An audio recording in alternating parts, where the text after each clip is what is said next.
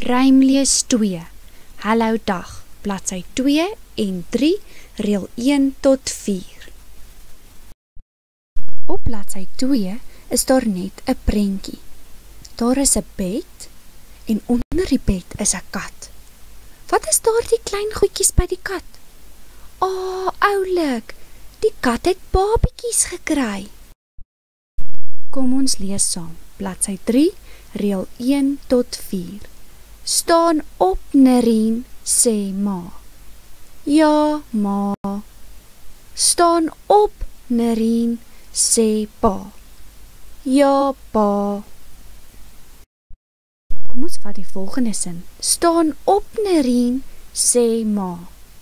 Staan op, Nerien, sê pa. Al twee sinne het sulke 2 streepietjies aan die begin en amper aan die einde van die sin. Kan julle dalk raai wat is dit? Dit is aanhalingstekens. Nou gaan julle seker vra, wat beteken aanhalingstekens? Dis 'n verskriklike lang woord. Dit beteken ietsie wat iemand sê. So in die eerste sinnetjie sê mamma, staan op, Nerien. En in die tweede sinnetjie sê papa, staan op, Nerien. Sjoe, julle is darem maar slim kinders. Juffrou hou daarvan om saam met julle te werk.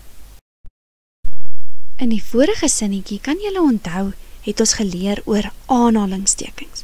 Dit is nou weer daar die 2 streepies aan die begin en aan die einde van die sin. In die eerste sin sê sy, ja, ma. So Nerien sê vir haar ma, ja, ma. En in die tweede sin sê sy, ja, pa. So sy praat met haar pappa. As ons nou na die sinne kyk en ons sien ma en pa, klink dit of daar baie a's is, maar daar is net een. Dit is amper soos uitvangwoordjies. Ma, pa, het altyd net een a, maar dit klink soos baie. Kom ons lees saam. Nerien sê pa staan ma ja op pa ma.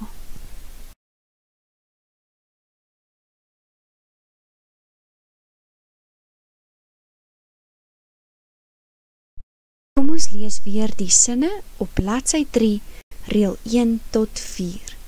Staan op, Nerien, sê ma. Ja, ma. Staan op, Nerien, sê pa. Ja, pa.